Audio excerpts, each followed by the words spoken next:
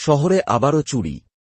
গাছকালী বাড়ি মন্দিরে প্রশ্নের মুখে নিরাপত্তা ব্যবস্থা। শহরের গাছকালী বাড়ি রোডে অবস্থিত গাছকালী বাড়ি মন্দিরে চুরির ঘটনা ঘটেছে। একের পর এক চুরির ঘটনায় এলাকাবাসী এবং মন্দির কমিটি তীব্র অসন্তোষ প্রকাশ করেছেন। চোরেরা মন্দিরের তালা ভেঙে ভেতরে প্রবেশ করে এবং প্রণামী বাক্স ভেঙে অর্থ লুট করে নিয়ে যায়। শহরে এই ঘটনা শুধু একবার নয়, বারবার ঘটছে, যা নিয়ে স্থানীয়দের মধ্যে ব্যাপক উদ্বেগ দেখা দিয়েছে। মন্দির কমিটির সদস্যদের মতে, পুলিশের টহলদারি যথাযথ না থাকায় চোরেরা বারবার এমন ঘটনা ঘটাচ্ছে।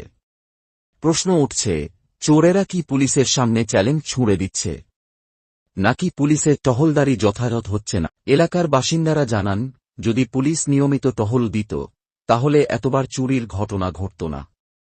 ফলে পুলিশের টহলদারির কার্যকারিতা নিয়েও প্রশ্ন উঠেছে। এই ঘটনার পর স্থানীয়রা প্রশাসনের কাছে দাবি তুলেছেন, পুলিশি টহল আরও জোরদার করা হোক। ৩. দোষীদের দ্রুত চিহ্নিত করে উপযুক্ত শাস্তি দেওয়া হোক।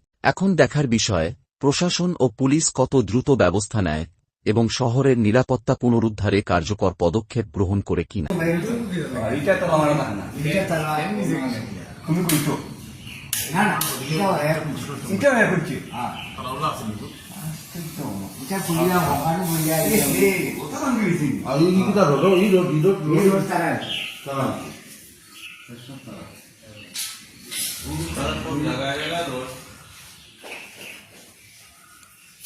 এটা সাহায্য করতে পারবে